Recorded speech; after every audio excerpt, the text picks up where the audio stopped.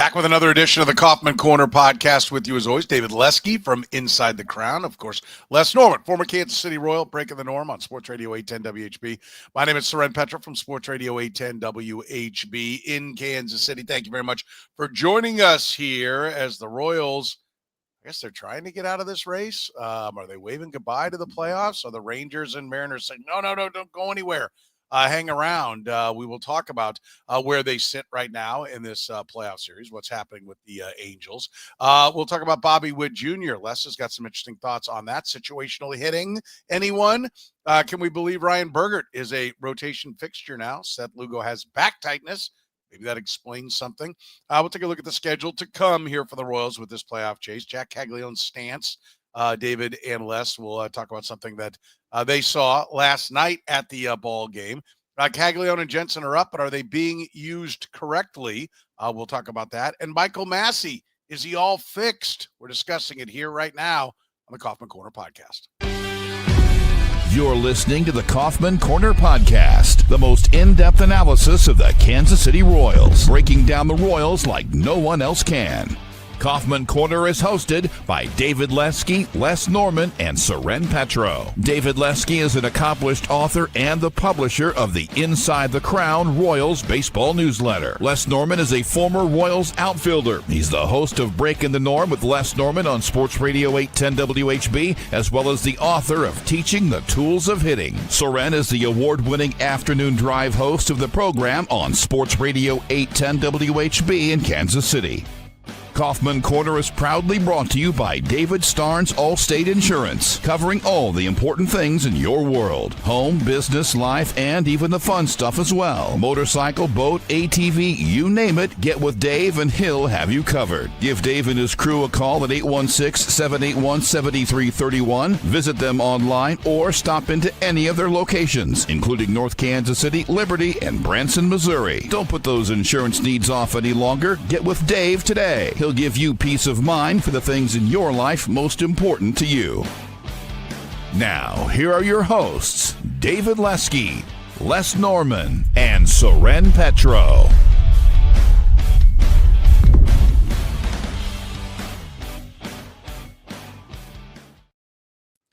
Thank you very much, Curtis. We do appreciate it. Off and running here, guys, on a Thursday morning. Remember, if you're catching us via the podcast, you can be a part of the conversation. Line up in the chat room. We do it, generally speaking, 96% of the time at 8:30 a.m.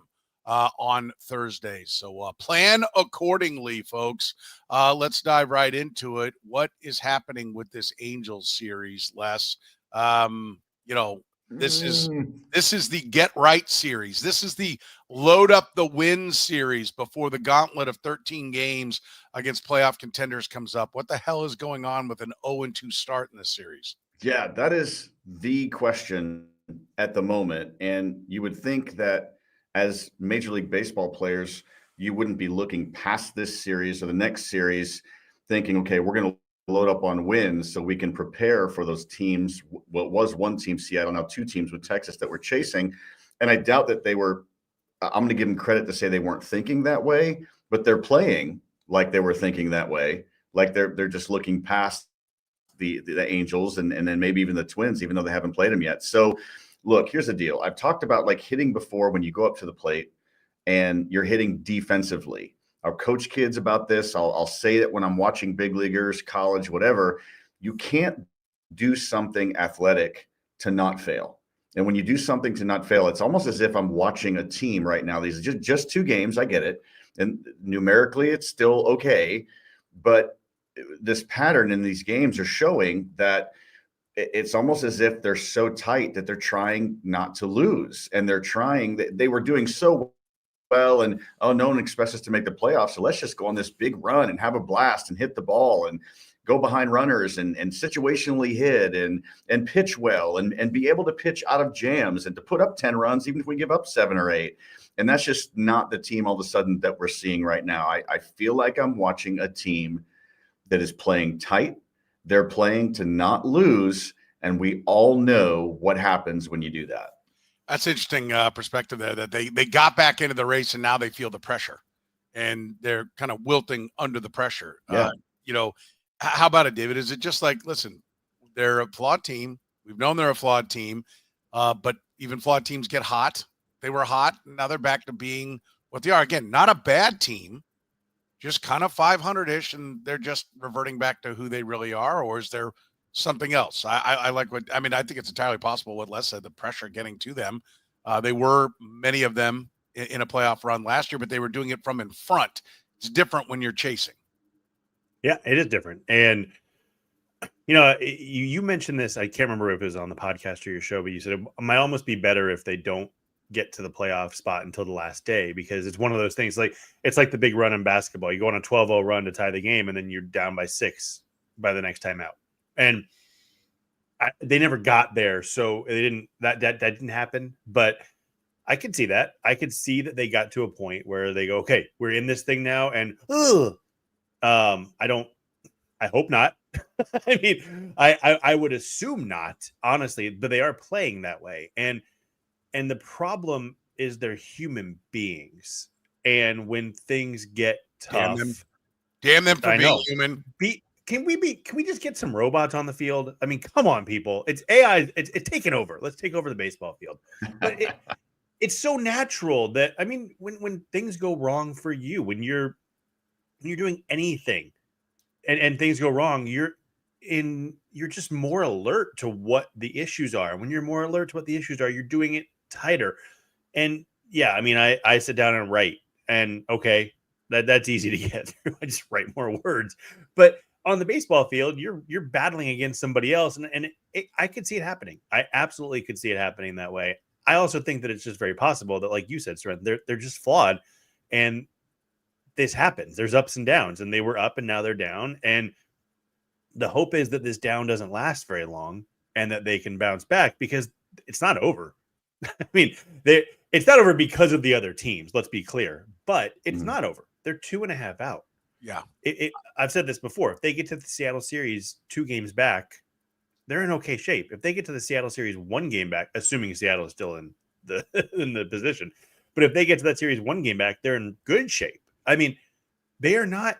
The calendar is against them now. They have reached the point where they're battling other teams and the calendar, but it's not over. They just have to get out of this down stretch quickly. And I don't know that they will, because the last time they went into a down stretch, it lasted 40 games. And if this one 40 games, it's over. The season's done. If they can power their way through it and, win today and take 2 of 3 in Minnesota. No, a 3-3 in these games is not what you wanted, but it could be worse. And then you get back going, they're fine. I have a hard time predicting that'll happen, but that's the path. And you hope that it's just an up and down and not they're feeling it. But like you said, the way they're playing, it sure looks like they're feeling it. Yeah, agreed. And Les, we see Isbell get picked off, Bobby Witt caught stealing. I mean, to me, when they were winning, you were talking about the situational hitting, but they were also, what they were doing? They were walking. To their credit, they're still doing that, right? I think that's the most encouraging sign, is that seems to, they are completely infected with the disease of working the count and getting on base. Wonderful, because it seemed to be something that they could, get a cold pill for and get away from. Like, they seem to have bought into that. But what is with the getting picked off on the bases? Like, that is part of the problem. A couple nights ago, it was Isbell who got picked off. And if you play it through, which you can't, the at-bats would be different. I get that. But basically what happens if you just take what happened with the coming batters, I think Michael Garcia made it out, but then the next inning let off with a walk. Well, now you got 2 men on base against a double-A pitcher. And now they maybe go to the bullpen earlier. You work through the bullpen. Maybe you don't win, but maybe you burn through more of the bullpen in the first game and less is available in the second game, or they end up having to empty the clip through the whole thing. And now you're in better position to win the third game. I mean, it's one of the things that I thought was, I'm trying to blank, Gabe Kapler when he was managing the Giants, and he ended up getting fired later that year. But he said, listen, if we're up 6, nothing personal, but we will still steal bases. We are going to try to put runs on you because we're going to try to get deeper into your bullpen because it might help us a couple nights later. It's one of the things I've hated about baseball. Like, finally somebody said, hey, there's a residual effect from game to game, and we're going to keep playing the game the right way. We're not trying to run up the score, but we are trying to wear you out because we have to play you 2 more nights. Yeah. And I thought that was great. And this was just a situation where they ruined a chance to, have somebody on base with good hitters coming up. And I don't like it. It does, like, that to me speaks of a team that's pressing. We're trying to run our way into a run here. Real quick to that point, Kenley Jansen was not available last night because the Royals worked him hard in a 5-1 game on Monday. Didn't work out for them, but to that point, that's what happens. Yeah. So sorry, go ahead. That is the sign of pressing, right, Les? Yeah. Oh, it absolutely is. Well, first of all, that was a double-A pitcher last night. I thought like Cy Young was, rose from the dead and pitched. I mean, that was a pretty good effort at least from what we gave him last night, what the Royals gave him last night. But I've watched all year and have been frustrated about how many guys, not just how many guys have gotten picked off, but the situations they get picked off in. I mean, how often do we see base running mistakes and guys getting picked off where it's a tie game or a 1-run game or a 2-run or 3-run game that in the end of the game, you look back, yep, that was one of the 2 or 3 things that caused us to lose that game. That's frustrating. Getting picked off over the course of a season is going to happen, but it should happen less and less. And it should happen in those times where, okay, we can weather that storm. But again, how many runs did we lose by last night? 1. Yeah, 1. And there were some other things that kind of compiled into the reasoning for that. But it's frustrating. And you talk about like Bobby Witt Jr. getting thrown out. Look, when you steal, the world knows that when he gets on base, he's going. If a hitter takes 2 or 3 pitches, gets more than 2 or 3 pitches in an at-bat, there's a pretty good chance Bobby Witt Jr. is going to go. And he should go because he steals a lot of bases. I don't have a problem with him getting thrown out. It's like, again, I don't have a problem with the Royals losing baseball games. They're playing major league teams. And by the way, they're not playing against the Angels. They're playing against Joe Adele, basically. That's what it is. Walk the guy, for goodness sake. But the problem with Bobby Witt Jr. getting thrown out is that if you don't get a good jump, if I remember stealing a base in my heyday, a window of my legs feeling good, where you take 2 or 3 steps to break to the base, and you can tell right away, I didn't get a good jump. Your brain processes, okay, he's a little bit quicker to the plate, so I'm going to break it down and then hustle back. And you have plenty of time to get back. And that's the only thing with Bobby in stealing bases that I wonder if he's not. It's like, I'm going, as soon as I get a jump, I'm gone. Most times he gets it right, but then he doesn't. And so those are just a couple signs of the pressure. I still am frustrated and don't understand why I'm continuing to see guys get picked off and then not get mad about it. I've said this about Q. I wish Kyle Isbell would go in the dugout and crack his helmet in half. Just one time. Get mad one time and show a little bit of that spirit. Yeah, Bobby, by the way, has improved his success rate. Last year, he was 31 of 43. This year, he's 34 of 42. So he, and that was one of the things he talked about in spring training was getting better at it, and he has. And so, and it's entirely possible, hey, this just happened to happen on a night where it appears like we're piling Absolutely. on. The Kyle Isbell one, no. I mean, I'm fine with giving Bobby a break because he does a good job, but I ain't got no time to give a break to Kyle Isbell, who on the year now stealing bases is a tidy 4 of 9. That is a WTF moment, him getting picked. You're not fast enough. You're not going to do damage stealing bases. Stop trying to do it. Just be a good base runner. Sir, I'm sorry to interrupt. Let me just add this. You say he's not fast enough to steal bases. He's fast enough, in my opinion, to steal bases because he's fast enough to play center field. If you're a center fielder, then you're fast enough to steal bases. If you keep getting thrown off at that pace, then your footwork and your mechanics aren't right. That's a good point. I'm glad you corrected that. But you're not instinctual enough. Like you're not good enough. Like that is an important point because Michael Garcia actually doesn't have the foot speed of Bobby Witt Jr. Yet last year he was way more successful stealing bases. Garcia and Isbell have at least last year. I think this year it's close. The exact same sprint speed. Yeah. And Garcia, but you don't see it, right? It's kind of like a running back. You can have the same 40, yes. But if you're Clyde Edwards-Helaire and just plow into the ass of the runner, of the blocker in front of you, as opposed to make that cut and go to the daylight, you're not effective. There's a little bit of that goes with the base stealing as well. Well, a couple of things. So one, Garcia, by the way, 22 of 31 this year, which is not good. But remember how I can't remember. I'm looking up right now because I can't remember how bad it was. But I think he was 4 of 9 to start the year. That number, when you said that about Isbell, which I didn't realize, that sounds very similar. So whatever, he's been a lot better, and he was great last year. All that. Yeah. Last year was 37 and 39.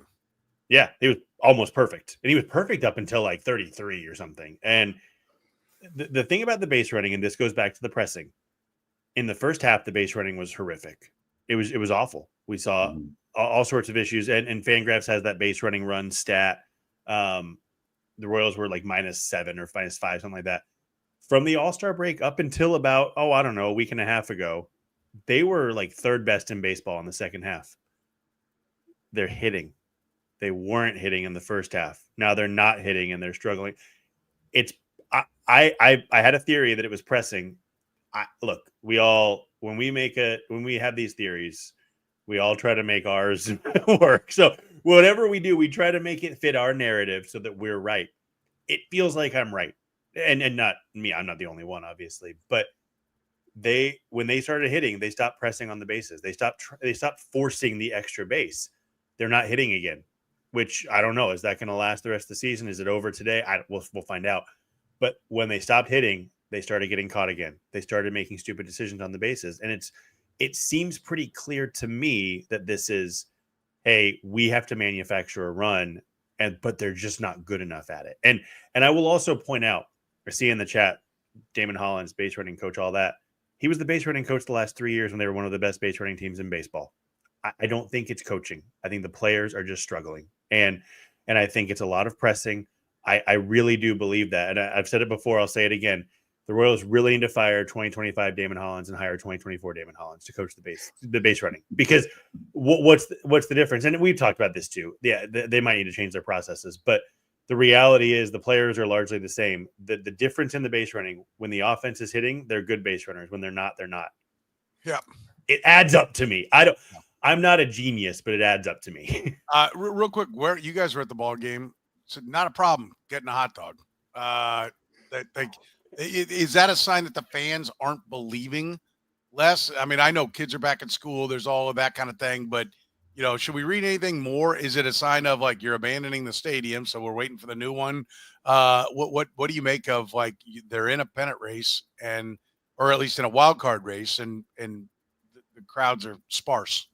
Yeah, the only thing I can put my finger on is that. I mean, I saw plenty of kids there last night. I think it was great. I mean, I had a section. I sit lower level, but kind of just tucked up underneath, like in case it rains or, again, it was 77 degrees and my wife was cold, which I understand. It was windy and it went from hot to all that. I get that, but I just feel like maybe the fans just aren't into it quite yet, because I'll tell you what, if there's one game left and they're a half a game out, that's probably going to be a sellout night because they're right there. So yeah, that is a little part of it. I want to go back just real quick. We were talking about the difference between Damon Hollands. In the past, we've talked about Zumwalt and the difference between hitting and base running coaches.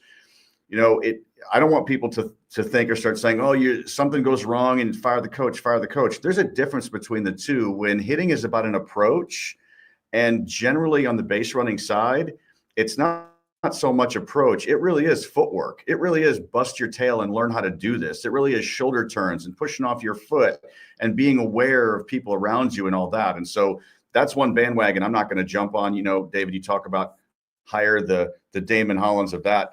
This, in my opinion, will never be a Damon Hollands issue in any way, shape, or form. Not that you meant that. I know you didn't.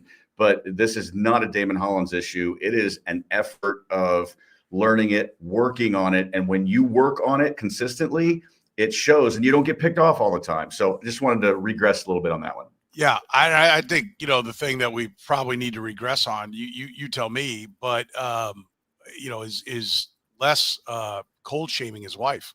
Can we mention that? Like, just my wife's petite. She's so tiny. She's a tiny woman. I'm not shaming her. I understand. It gives me a great opportunity to get some snuggles in the game, man. I got to wrap around her and warm her up. I was the hero. It worked perfectly. There you go. But you left because she was, I don't know. That was preset. I had an appearance. I got to sign autographs with Willie Wilson and Tom Bergmeyer in a tent in the parking lot before. And so I invited her, why don't you come with me? We'll have some dinner, maybe right. stay 4 or 5 innings, but then get home. And so it was all pre-planned. It's not on her. That's on me. All right. All right. All right. We'll believe you. I'll take Wink. it. You can ask her. Hey, listen, I've always said what I want is for the Royals to be winning 120 games and nobody to go. Like, that is my dream scenario. So I'm all too happy to put my feet up. I will say, and I want fans there. I think it's great when the stadium is packed. And like last Saturday night when Witt hit that home run, that was as loud as it had been since the playoffs. Yeah, truly, it was electric in that stadium. I also like being able to leave, and from a selfish standpoint, I'm okay with 9,000 people. Yeah, I told my wife last night, I want a sellout except for my section where there was like this giant circle of nobody around us right in the middle of it. It was oh my God, it was great. Yes. I don't mind the people. Yeah. Exactly. All right, we'll talk more about Bobby Witt Jr. after you hear from our buddy David Starnes. David Starnes, Allstate Insurance.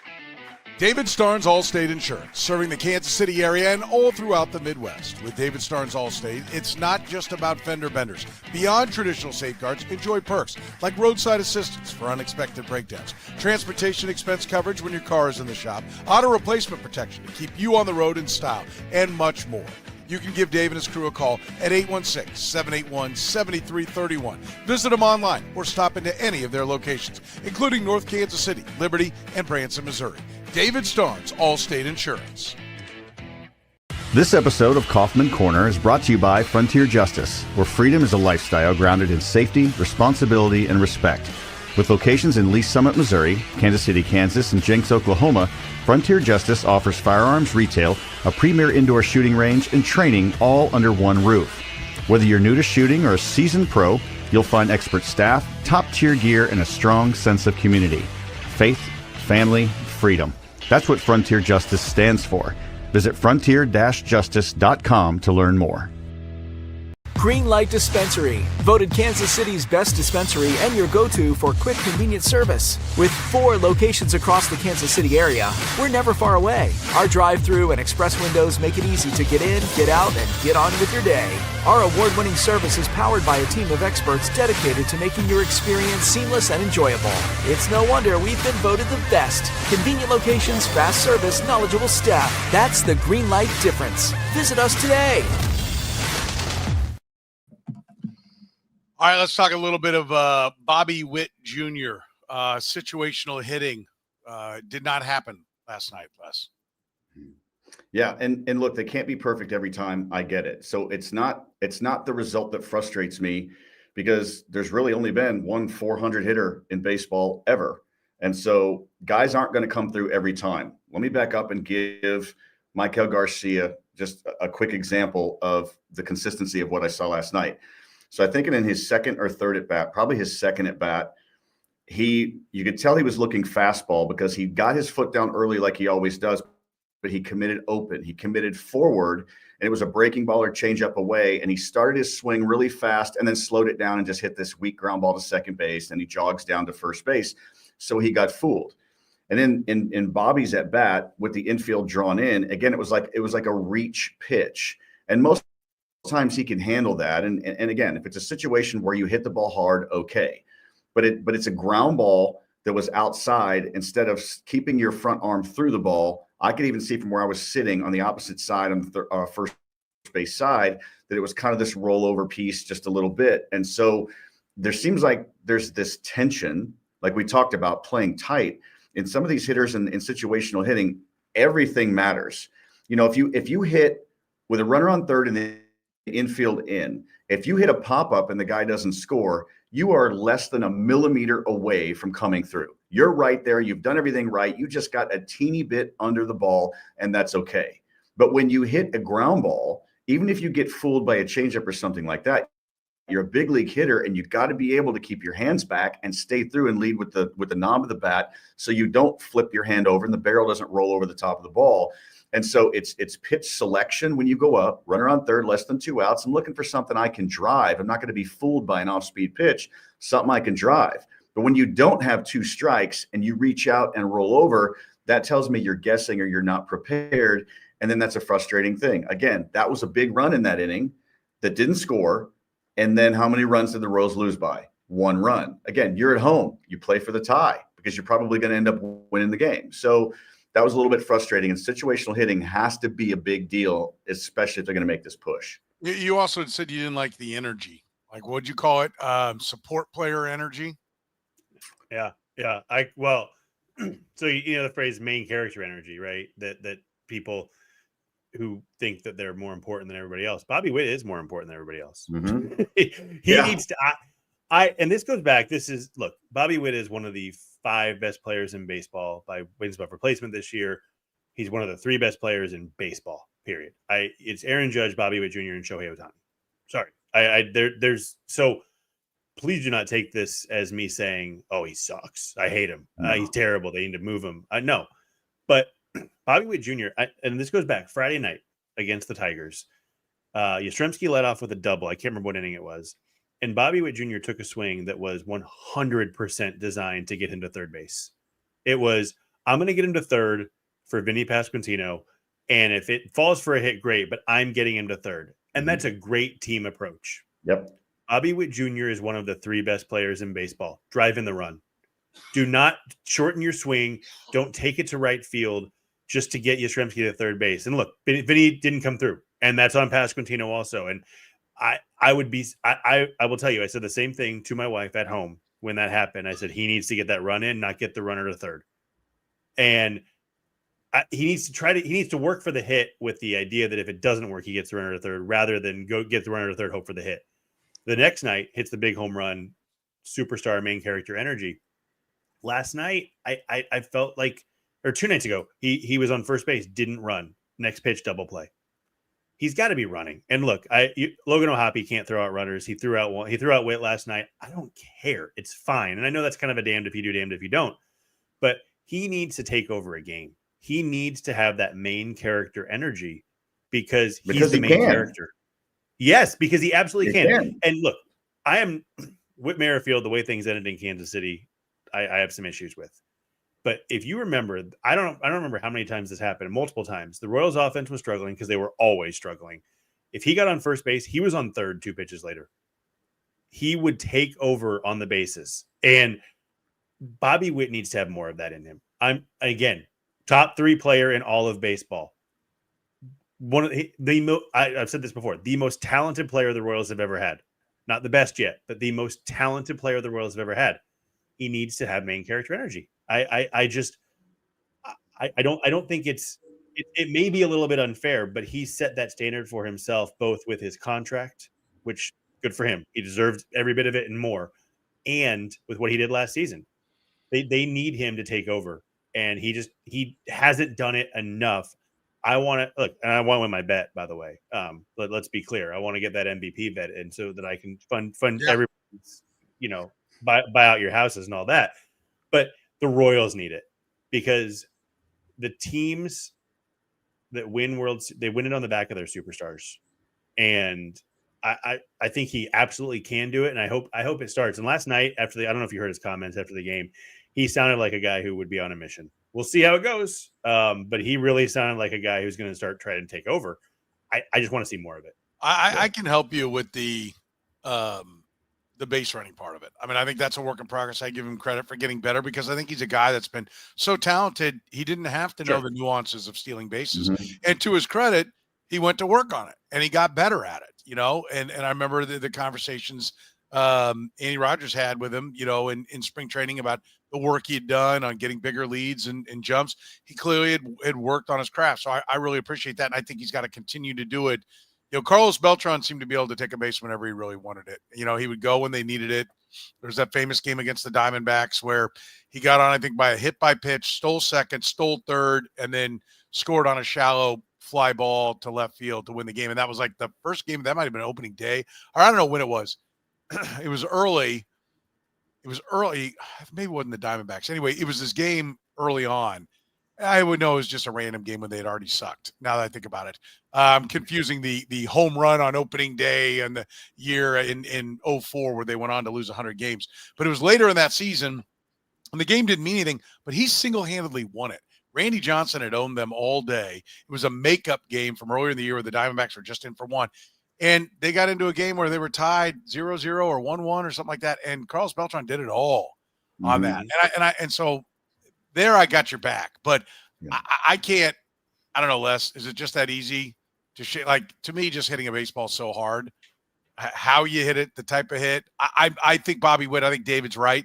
Bobby Witt's a guy who's talented enough to do that, but that's a lot to ask, in my opinion. But I don't know. Maybe I'm wrong. Is it? It is a lot to ask. I will admit that. It's a lot to pay him, to your point. I mean, if you're going to ask somebody to do it on this team, he's the guy.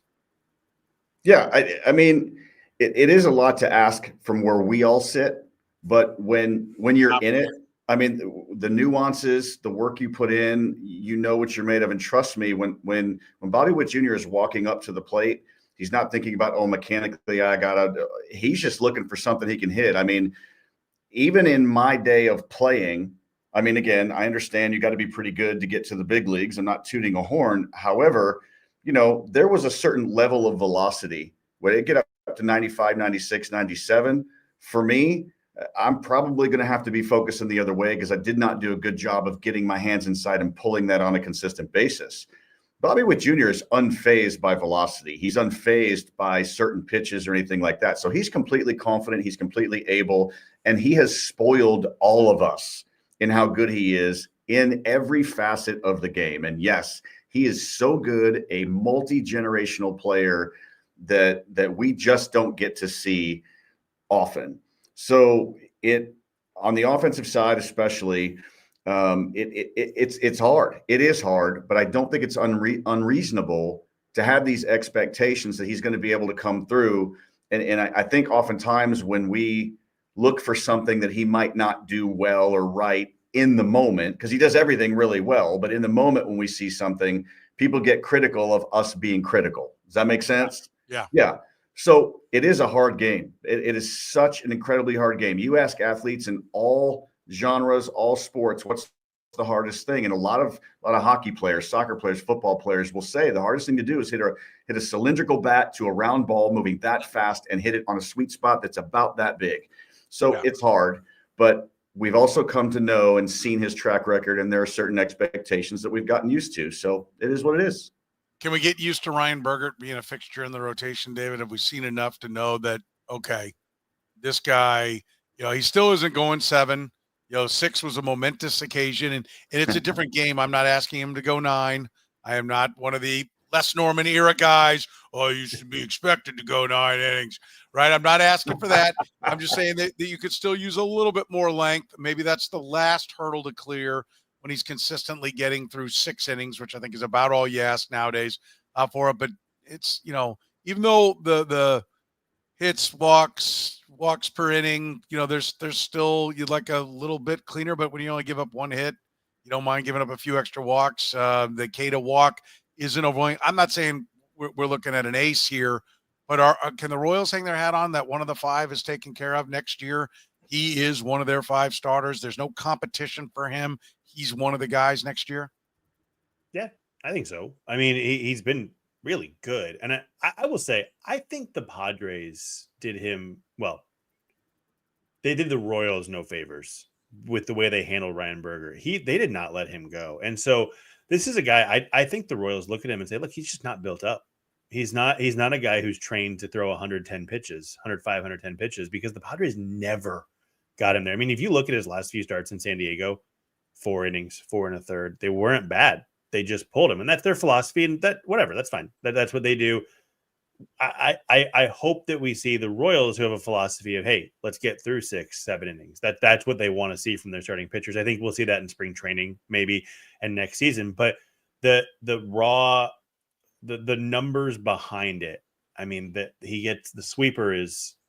It's interesting. When he first came over, I saw that sweeper and I said, okay, this is a get me over pitch. This is a pitch that he's going to get called strikes on that set up the slider where he's going to get swing and miss. Last night, that sweeper was filthy. And he gets a lot of swing and miss on it. He got swing and miss on it before, but last night, what did he have? 7 swings and miss? I can't remember the number. It doesn't matter. It was a lot. The Angels couldn't hit it. They couldn't hit a slider. The fastball, it doesn't get a ton of whiff, but he doesn't give up hits on it. I mean, this is a guy, he has a profile that, no, it's not a 1 or a 2, but I think it's a number 3 maybe number 4 if the walks don't come down, although they'd come down with the Royals a little bit. 8.3% walk rate is more than fine. I think he's a guy who you can. Yes, I think he is in the rotation next season. They have a lot of options. If everybody comes back healthy, that'll be a really interesting conversation we have in February or March. Well, and that's kind of the point here, right? Is like, is he the guy? Not is he in the mix? I think he's the guy to start. I think he can lose the job because they have so many options. I think he could go to Surprise and lose that job. I don't think it's like written in ink, but I think that if you started the 2026 season today, he's probably starting the 4th or 5th game, assuming health for Bubic and Reagans. I think that you're seeing him in the rotation right now. Because he's not Cole Reagans if healthy, because he's not Chris Bubic if healthy, because he's not Lugo or Waka. He's not in Penn, but he is the leader, and I think it would take a lot for him to lose that job. The answer is no, then. But I think it would take a lot for him to lose the job, I guess, is okay. The way to put it. You're heavily leaning towards him, but yes, not quite there yet. Look, the ERA 2.61, the fielding independent pitching 4.07, right? That's for the whole year. With the Royals, if you just extrapolate out and say, okay, what has he been with Brian Sweeney? 2.43 ERA, fielding independent pitching, FIP 3.83. The thing that I like to look at is WHIP. If you're not putting base runners on, and I know it's not as fancy as fielding independent pitching, and it doesn't have as many parentheses and, coaxials and, whatever the deep math thinking analytics folks like. It's just walks plus hits divided by innings pitched. But I know of no more consistent way to look at having success is not having people on the bases. And he has been fantastic at that. He's sub 1 with the Royals, and with the Padres, he was 1.178. That's great as well. Listen, I'm not trying to coax anybody to say he's there. I'm genuinely asking the question. It may be like, hey, you know what? Yeah, that's really good, but we're still only talking about 69 innings, way too small a sample size to just hand it to him. I'm fine with that, but I think the results they're blowing me away. Like it is more Cole Reagans than I think people realize. I'm not saying he's going to be Cole Reagans and have those strikeouts. I mean, it is more like, how did they get this guy in this deal? Like it is looking more and more like they have a legitimate anchor in the rotation that they have 5 more years of control for. And all he does is keep going out there and hanging 1 run over 5 innings. I believe 6 more years. Is it? Yeah, you're right. You're right. Because he was down long enough this year that this year doesn't. I have to look. I think he'll probably be Super 2 at some, but whatever. But 6 years of control. Yeah. Are you in, Les, on him as a starter for next year? Gosh, look, here's the issue for me. Ryan Bergert's success right now is incredible for the Royals and horrible for him. And here's why. David, you had mentioned that he could lose a position in spring training, which stinks because most guys, and you're right, most guys losing is because guys pitch better or you pitch badly. And in spring training, you've got your Lugo and your Waka and your Bubic and your Reagans who are locks, and they're going to pitch for sure. And it doesn't matter what their ERA is in spring training. They can afford, I'm just going to groove fastballs because I don't care about my ERA. I don't care about spring training. I'm just trying to get my arm in shape and get my location down. Bergert doesn't get that opportunity because the Royals have those options. That's incredible for the Royals, but it sucks for him because he's going to have to go into spring training like he's pitching in the 3rd, 4th, and 5th week of the season. So it should be a situation, Soren, where he's a lock. But how do you turn away how do you turn away Cameron because he's done such a great job as well? Forgot about Cameron. What's that? Yeah. I forgot about Cameron.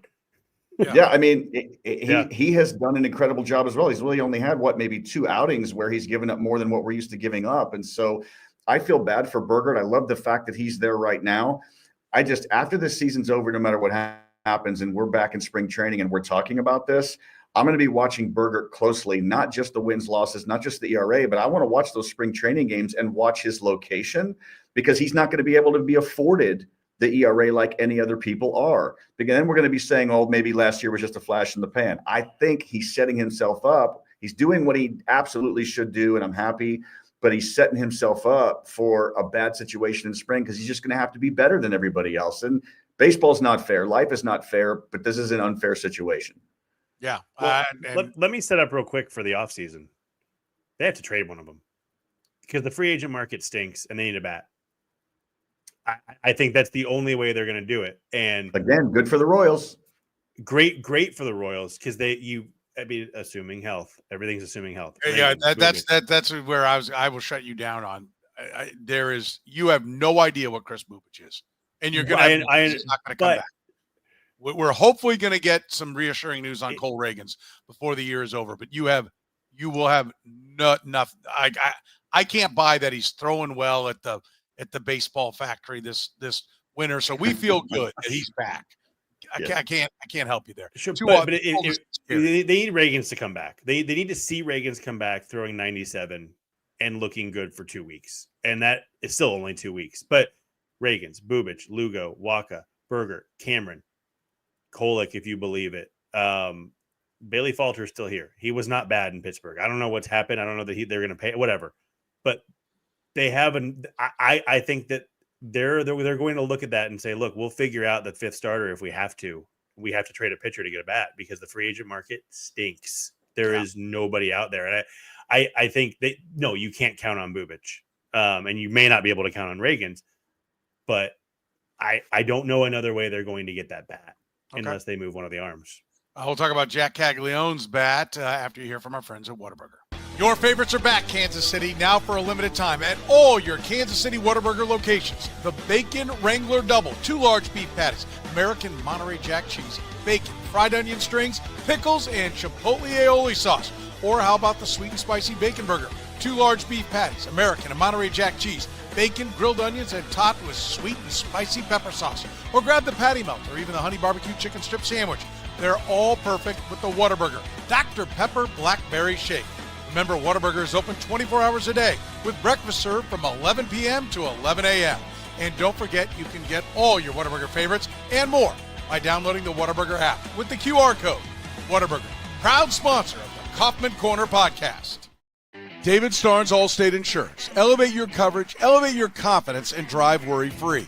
Covering all the important things in your world. Home, business, life, and even the fun stuff, as well as your motorcycle, boat, ATV, and you name it. Get with Dave, and he'll get you covered. You can give Dave and his crew a call at 816-781-7331. Visit them online or stop into any of their locations, North Kansas City, Liberty, and Branson, Missouri. Don't put those insurance needs off any longer. Get with Dave today. He'll give you peace of mind for the things in your life most important to you. David Starnes, Allstate Insurance. All right, let's talk a little bit about Jack Caglianone's stance. David, you noticed something interesting about what he was doing last night. Yeah, so it's just, his first at bat, he comes up, and I mean, if you remember, he takes up the whole box. Like his back foot's on the back line, his front foot is near the front line, or was. And I noticed when he came up in his first plate appearance, when he walked on 4 pitches, it did not take up the whole box. And so I thought, oh, that's interesting. And so I'm watching him on the next plate appearance, 8 pitches, I believe it was, struck out looking, still didn't. Only chased 1 pitch, much better approach, I thought. I mean, they didn't swing at the strike, but that's another story for another day, I guess. What I noticed, that front foot on 8 pitches was in 8 different spots. And what he'd do is he'd get to the plate, and my seats have a great view for the lefty batter's box just to watch the feet. He'd get to the plate, he'd stand in the box, he'd put his foot out, and then he'd inch it back. But he'd inch it back to a different spot every single time. And I don't necessarily believe that to be, I'm making an adjustment because I think it's going to be a breaking ball, or I think it's a changeup, or it's a fastball. I think he was just having a really difficult time finding his base, which, and Les will talk about this, but if you are in a slightly different position every single pitch, I don't know how you can be consistent. And I will say, his third at bat, when he hit the line out, foot was in the same spot every time. I mean, within to the naked eye, it could have been a 18th of an inch different. But I noticed it was enough that I noticed it in that second at the bat. And I worry a little bit that A, he's tinkering too much pitch to pitch, and he's just not good enough yet to do that. But B, when your base isn't steady, when your base isn't the same every single pitch, how can you have the same swing every single pitch? That's my concern, but I thought it was really interesting to watch. Yeah. What do you make of that, Les? First of all, I'm like a proud father right now, David. I'm gonna turn you into a hitting coach one of these days. You just so eloquently said, well done. I'm working on it. Yeah, David is exactly right on all accounts. It makes me wonder that in that at bat where his foot was moving around all over the place, did somebody say something in the dugout? Is he trying to not repeat what happened last time when he was in the big leagues? Because on his rehab stint, he was doing just fine back in AAA. So you can't be thinking at the batter's box. He had the good first at bat when he walked, and then the third at bat when he lined out. Again, great at bat. And you're right, base is everything. Consistency is everything. And when you trust what's underneath you, then you don't use too much of what's inside your head. And you can just rely on your ability. See ball, hit ball. I call it caveman dumb in hitting, where me see ball, me hit the ball, me have success.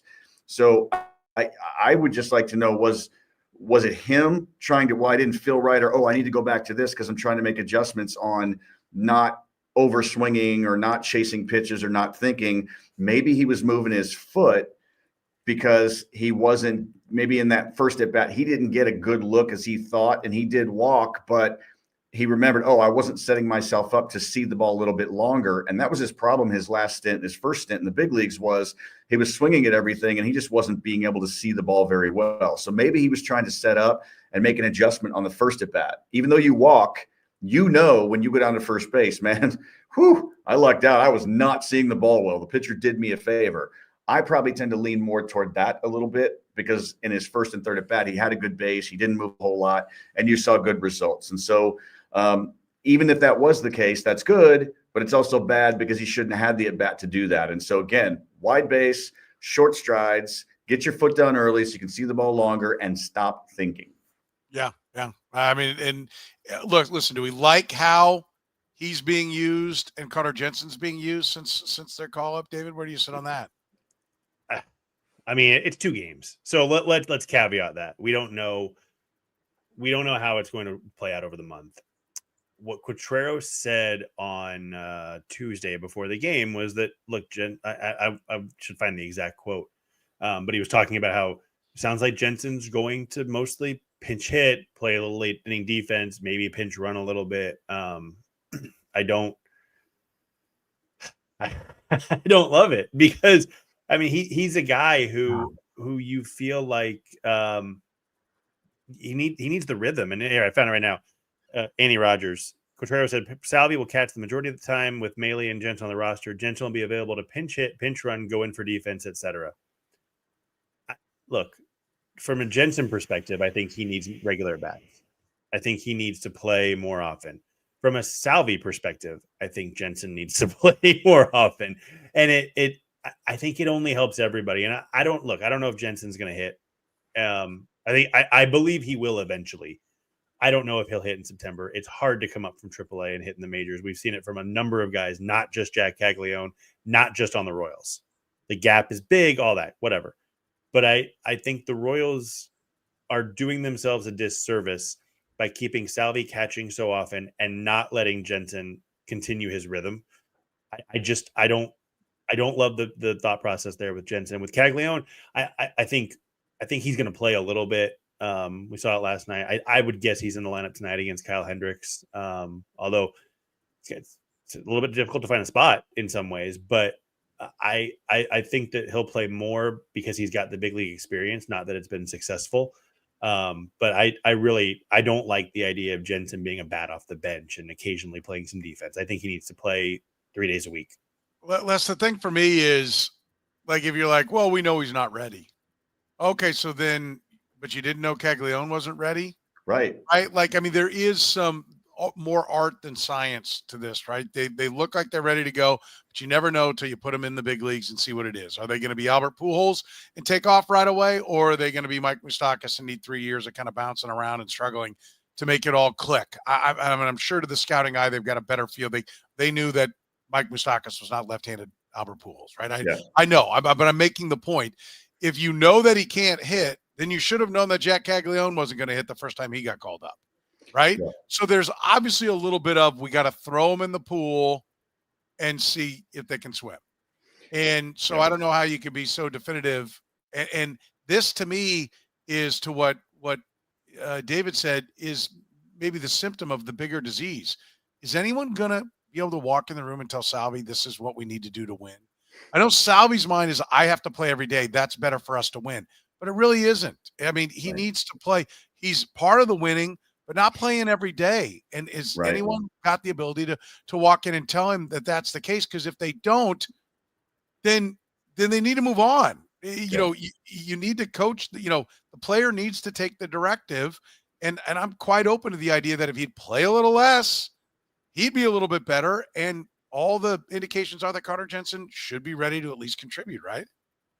Absolutely. You say throw him into the pool, but if you're going to use him just as a pinch hitter, you're letting everybody else swim in a nice pool in the deep end, and you're just letting him put his toes in the pool every now and then. I mean, look, it is what they're going to do with Carter Jensen was my entire big league career, and it is so hard. Playing in the big leagues is hard enough. I started on every team I ever played on every year in every organization, summer, school, high school, college, whatever. Minor leagues started all the time until I got to the big leagues. And it took very little time for me to lose my rhythm. That makes 85 look 96. That makes 96 look like it's 107. It's like you're facing a Aroldis Chapman every day. You struggle with your foot getting down. You struggle with your mind starting to play tricks on you. You go up to the at bat because you've never really had massive struggle in your life. And all of a sudden you're 0 for 7, 0 for 8. And you're trying to get 3 hits and 1 at bat. You're creating an environment where a young kid has an opportunity to have mental difficulties in hitting. And again, you can't go up to the plate with any kind of mindset except this is my plan. This is where I'm looking. I'm going to stick with that plan and ride what got me here. You don't bring up a young kid. If you trade for a guy like a Frazier or a Yastrzemski at the time, and okay, he's going to be in a pinch hitting role. If that's what we would have gotten India for, because they have enough big league experience, but you don't do that with a young superstar like Carter Jensen.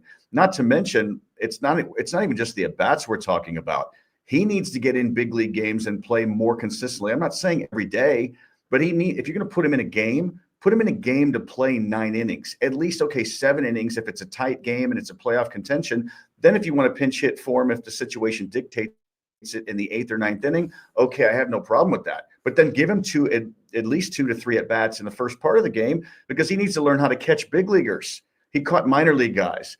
And minor league guys are not big league guys. It is different. Everything is a little more surreal. Everything is bigger. Guys' stuff is better in the big leagues, even when they were pitching in the minor leagues. And so I think they're doing themselves and Carter Jensen a disservice. Now, is it this big future thing where they're ruining Carter Jensen's career? No, of course not.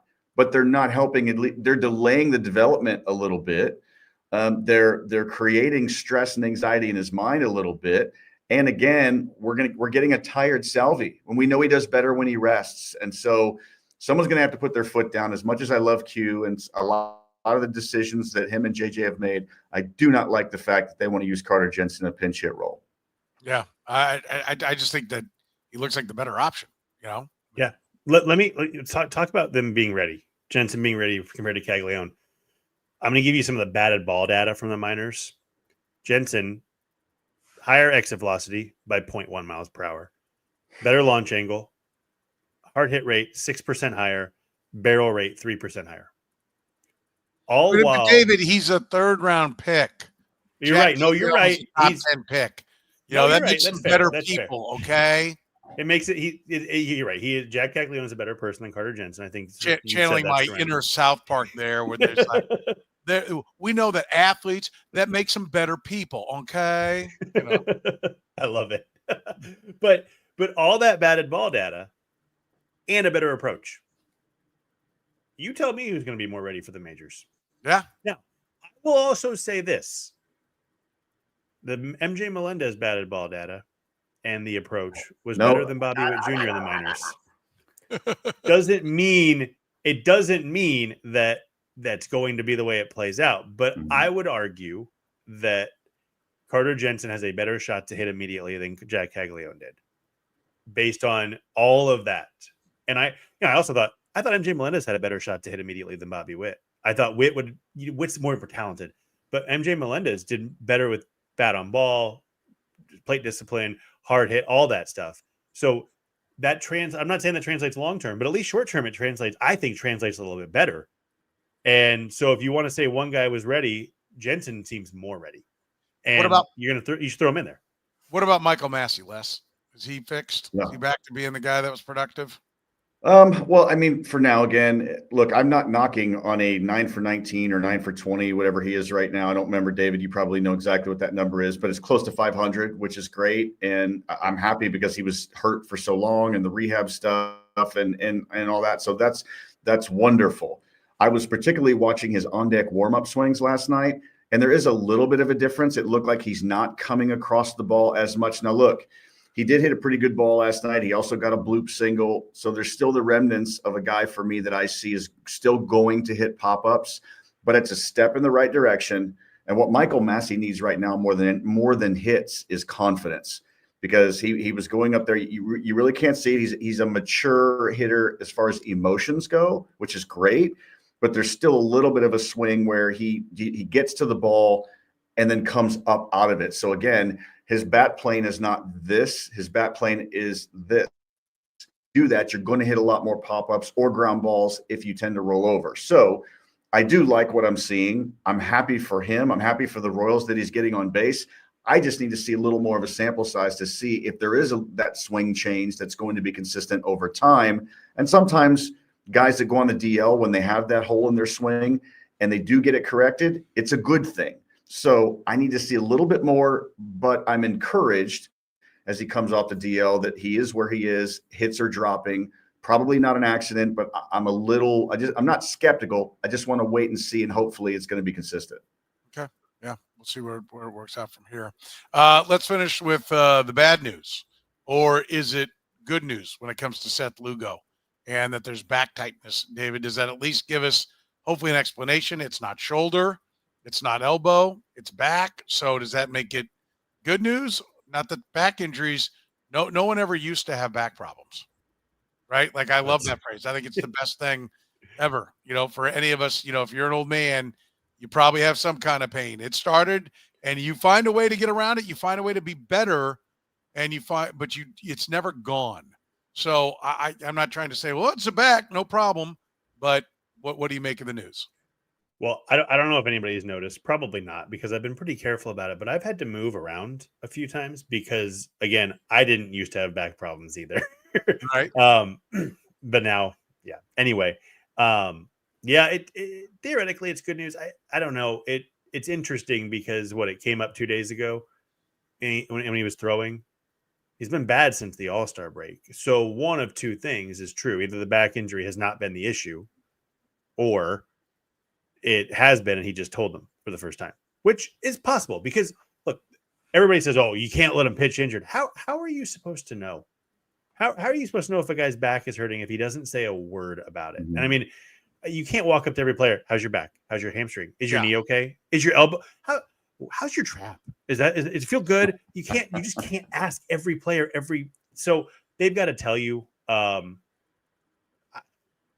would tend to believe that it's been off and on bothering him for a while because, again, my back didn't hurt on Sunday and it hurts on Thursday. So it's very possible that it could flare up here and there, all that. I don't know. The best possible outcome for this is an injury, to be honest, because then you have a reason. It's not that you're rooting for an injury, but if he's healthy, he's just been terrible. If he's hurt, okay, there's a reason. And so you almost hope that it's been going on and that they can figure out a way to manage it. But yeah, the timing is interesting because, again, they said it popped up 2 days ago when he threw. That's a little fishy to me. Yeah. Well, if he's lost mechanically less and now has a back problem, that is scary. I don't think any of us are buying that, though, are we? It's hard to say because I want to give Seth Lugo the benefit of the doubt because he's a veteran and he is a bulldog and he is the type of personality. He's the Jeff Montgomery personality that is going to play and pitch hurt often. And so There's so many young guys nowadays that, I felt a twinge in my elbow. Well, that's because your sleeve caught on your last pitch. You're not injured. You just, you felt a blow of wind on your elbow or something like that. So I tend to believe it. And I do tend to believe, now, again, I'm not saying 99% yes, 1% no, could be an 80-20 of just explaining the outcome, but still a lower back or a back issue will make you compensate when you throw. And these guys are such incredibly gifted athletes that even their compensation can still make them the best in the world at what they do. But a back issue can make you use a little more leg. It'll make your arm drag a little bit, or you maybe have to use more arm than you will body. And when you try to use more arm without body underneath you, you don't have the strength. You don't have the same release point. You don't have the same grip, and that will make your ball move less, and it will make you be out of the zone a little bit more. So I'm going to tend to lean that it probably is a deal of why he's been pitching that way lately, because I'm seeing the effects of what a bad back or a sore back could do to your location, your mechanics, your over the middle of the plate a little bit more. Yeah, and they did just give him a contract extension. This is something that they've got to manage properly. Yeah. Right? This is not a guy that it's like, well, if he's hurt next year, he's someone else's problem. He's your problem now. So it's got to be taken care of. And to your point, mechanically, Les, his release point, his extension has been down, which would mean that he's mixed up there. His release points have been off. I looked at it. His right foot, this is interesting. When he pitches, his right foot has been dragging on his release. It didn't drag before the break because he has to push more. Exactly. And lift his leg up. And so that to me tells me that it's probably been nagging at him. I don't know. Maybe it wasn't. Maybe he thought it wasn't hurting enough. Maybe he said, "Hey, my back's tight. I'm fine," but I feel a little bit here. And it finally got to the point that he couldn't do it. But that does point to it being the issue for the last 2 months. Yeah. Month and a half, whatever it is. It does. The week ahead, they are going to finish up with the Angels and then 3 with the Twins. Better get it done, because when we talk to you next on Thursday, David and Les and I, they'll be in the midst of 4 with Cleveland, 3 with Philly, and then looking ahead to 3 with Seattle and 3 with Toronto. It is going to be the firestorm. We will know a lot more about where this playoff run is when we get to our conversation next week. Remember, you can always support the Kaufman Corner podcast by supporting our great sponsors. David Starnes and his crew, absolutely fantastic when it comes to your insurance. Roadside assistance for breakdowns, transportation, easy for me to say, expense for when your car is in the shop. Just give Dave and his crew a call. They insure everything. 816-781-7331. Our friends at Frontier Justice. You can find them online at frontier-justice.com. That's frontier-justice.com. Lee Summit, Jenks, KCK, Jenks, Oklahoma, 3 locations to serve you at Frontier Justice. Our friends at Greenlight Dispensary, 15 locations in Missouri, more on the way. Greenlight, your go-to for all your cannabis needs. Tell them you heard about it right here on the Kaufman Corner podcast. And our friends at Whataburger. They're open 24/7, serving breakfast 11 p to 11 a. I know. I had an appointment early this morning, took advantage of the breakfast. Most underrated part of the Whataburger menu is that breakfast. And of course, for a limited time, you can check out that Bacon Wrangler Double, the sweet and spicy bacon burger, the patty melt, my favorite, and the honey barbecue chicken sandwich. It is wonderful. Wash it all down with the Dr. Pepper Blackberry Shake at your Whataburger all over the metro. For David Lesky from Inside the Crown, for Les Norman from Breaking the Norm, I'm Soren Petro saying thank you very much for joining us here on the Kaufman Corner podcast.